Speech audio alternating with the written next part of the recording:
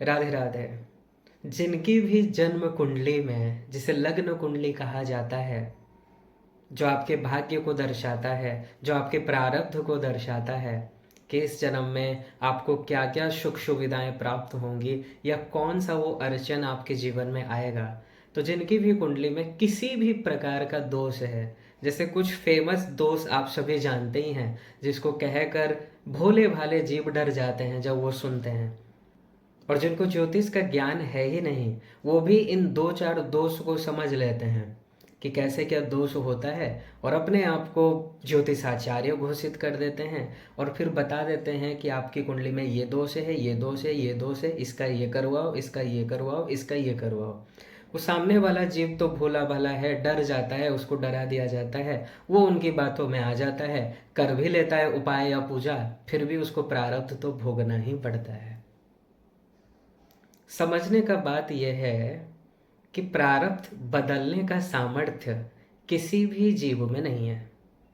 अगर आप ये सोचें कि कुंडली में कोई दोष है, आपके प्रारब्ध में कुछ लिखा है कि ये आपको फल मिलेगा ही मिलेगा, और आप ये सोचो कि मैं उपाय करा लूं, 5,000, 10,000, 50,000 या 1 लाख देकर कोई पूजा करवा लूं और वो ठीक हो जाएगा, असंभव है।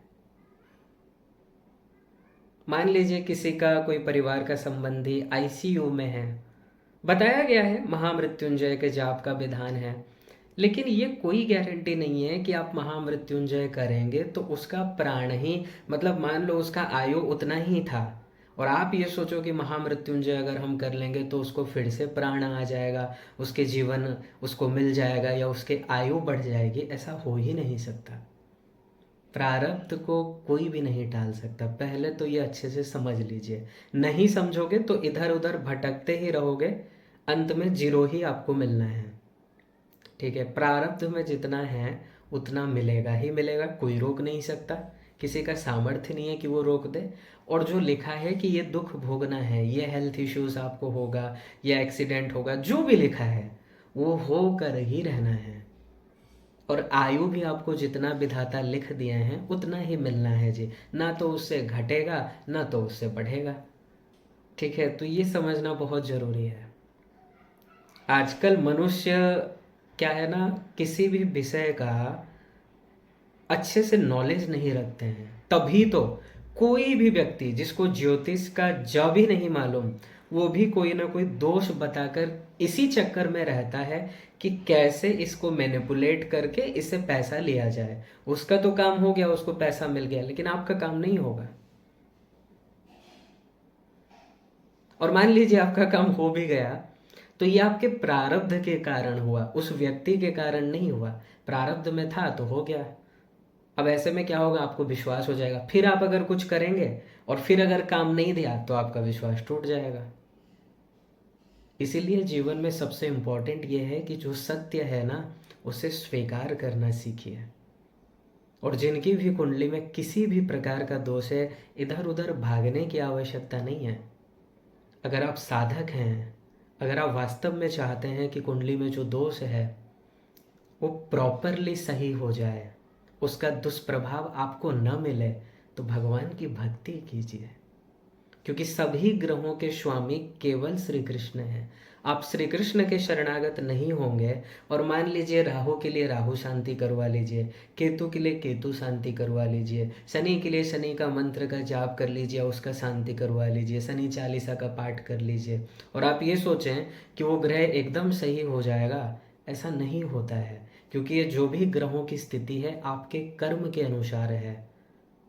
आपके ही कर्म थे इसलिए ये दोष बने हैं। तो वैसे में चिंता नहीं करना चाहिए, वैसे में बस भगवान की भक्ति कीजिए, क्योंकि वही आपके कर्मों को माफ कर सकते हैं। भगवान में ही वो सामर्थ्य है जो आपके अनंत संचित कर्म जो हैं उसको एक क्षण में भस्म कर सकते हैं, और कोई नहीं कर सकता। न तो कोई देवता कर सकते हैं, न तो कोई महापुरुष कर सकते हैं, कोई नहीं कर सकता। ये सामर्थ्य केवल भगवान में है। इसीलिए तो कहा जाता है ना कि हम उनके शरणागत हो जाएं। अगर हम भगवान के शरणागत होंगे, उनकी भक्ति करेंगे, उनको प्राप्त कर लेंगे, तो वो पूर्व जन्म के जितने भी हमारे संचित स्टॉक में कर्म हैं, शुभ अशुभ, समाप्त हो जाते हैं वो उसी क्षण। और ऐसे आप बताइए किधर किधर भटकोगे, बताइए। टोटल 9 प्लैनेट्स हैं कि कोई प्लैनेट के लिए कुछ उपाय, फिर दूसरा प्लैनेट खराब हो गया उसके लिए कुछ उपाय किया जाए, फिर एक और खराब हो गया उसके लिए कुछ उपाय किया जाए। तो ऐसा ही हो गया ना कि गंगा के किनारे गंगा दास, यमुना के किनारे यमुना दास। कोई कुछ बता देता है कि उस पहाड़ में वो जो देवी मैया का मंदिर है बहुत ही प्रसिद्ध है, वहाँ जाओ तुम्हारा ये ग्रह सही हो जाएगा, सब ठीक हो जाएगा। ऐसे नहीं होता है जी। जब तक आप अपने कर्म को ही नहीं सुधारेंगे और आप ये समझें कि भगवान के सामने धूप जला दें, दीप जला दें, कुछ भोग लगा दें या भंडारा करवा दें या फिर कहीं कुछ दान कर दें और इसी से आपको सब कुछ मिल जाएगा और आपके ग्रह सही हो जाएंगे, नहीं होता है। शनि के लिए मान लीजिए किसी कुंडली में शनि पीड़ित है, वो शनि का पूजा करवा लिया, हवन भी करवा लिया, लेकिन शनि से हम मजदूरों का विचार करते हैं। एक तरफ वो पूजा करवाता है, दूसरी तरफ मजदूर का अपमान करता है। ऐसे में शनि सही होंगे? बिल्कुल नहीं होंगे। तो फैक्ट को समझना बहुत ज़रूरी है। जब तक आप कर्म ही नहीं सुधारेंगे, करते रहिए पूजा, पहनते रहिए जेमस्टोन या कुछ भी, कोई भी पॉजिटिव रिजल्ट आपको नहीं मिलेगा। भले ही आपको लग रहा है कि ये पूजा करवा लिया, मान लीजिए प्रारब्ध में था तो धन मिल गया, प्रारब्ध में था तो बेटा प्राप्त हो गया, लेकिन आप ये सोचो कि नहीं मैं ये करवाया था इसीलिए प्राप्त हो गया, और नेक्स्ट टाइम अगर कुछ दोष होगा और फिर आप वही कुछ पूजा करवाओगे और अगर वो सही नहीं हुआ, उसी क्षण आपका विश्वास हट जाएगा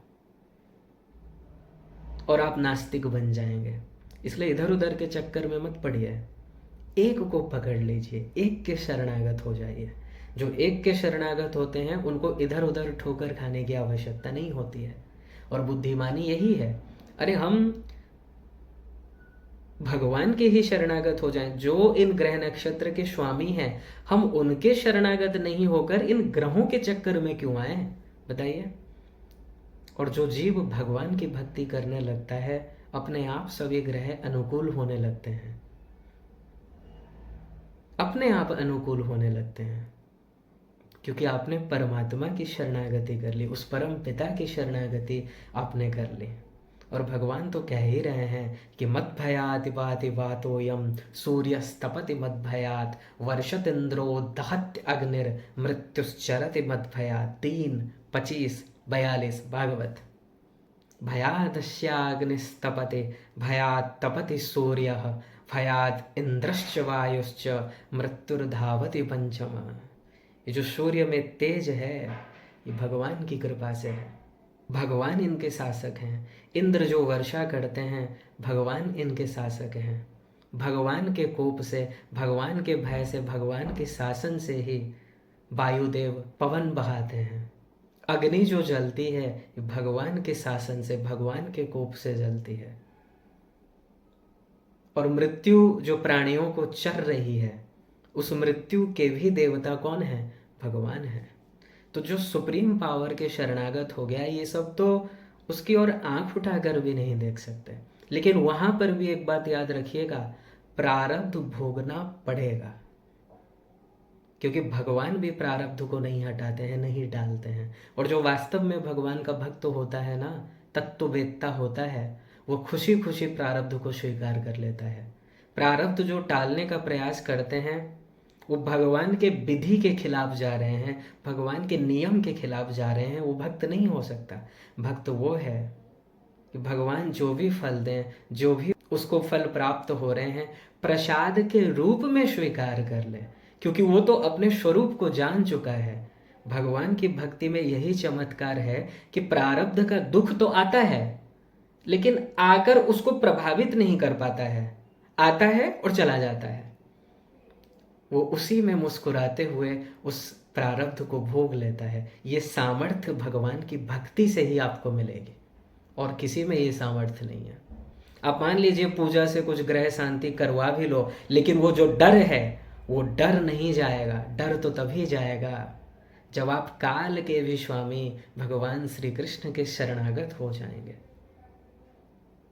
इसीलिए इधर उधर कोई ग्रह आपका पीड़ित है तो उसकी पूजा करते हैं, फिर कल को कोई बता देगा ये पीड़ित है तो इसका पूजा करो। कितना भटकेंगे बताइए, कितना भटकेंगे और किधर किधर भटकेंगे, कोई लाभ होना है? और ऐसे में मान लीजिए रिजल्ट भी नहीं मिलेगा तो आप दुखी हो गए, फिर नास्तिक बन जाओगे, फिर वही लोग बोल देते हैं ये सब झूठ है।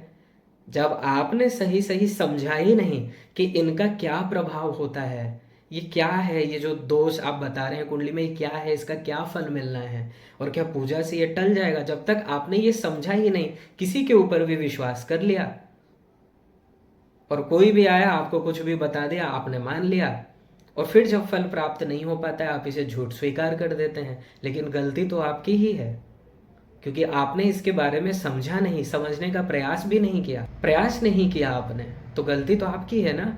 आपको सत्य जानना चाहिए था, लेकिन आप जानते नहीं हैं, मान लेते हैं, क्योंकि आप तो यही सोचते हैं कि शॉर्टकट में हमारा काम हो जाए, होता नहीं है, और फिर कह देते हैं कि ये सब झूठ है।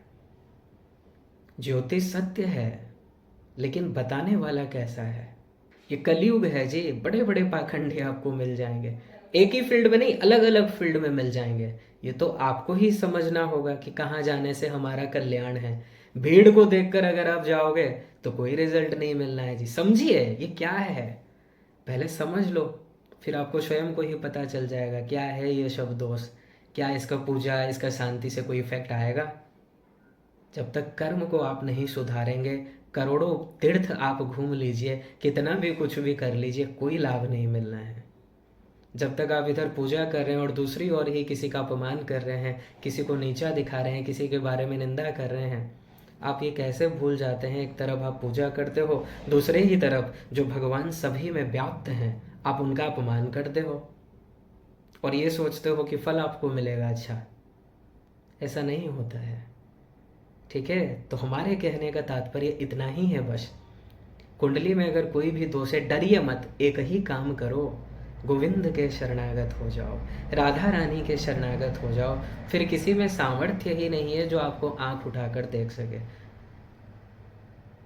आंख उठाकर देखना तो छोड़िए, ये सब आपके फेवर में आ जाएंगे और आपको वो शक्ति मिल जाएगा, वो सामर्थ्य मिल जाएगा कि आप मुस्कुराते हुए प्रारब्ध को झेल लेंगे। मुस्कुराते हुए प्रारब्ध को आप स्वीकार कर लेंगे, ठीक है जी। इस बात का ध्यान रखिएगा, डरो मत।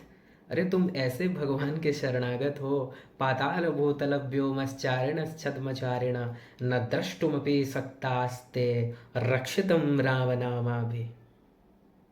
भले ही दुनिया में कोई कितना भी आपके अगेंस्ट में हो जाए, डरिए मत, क्योंकि श्री कृष्ण आपके साथ हैं।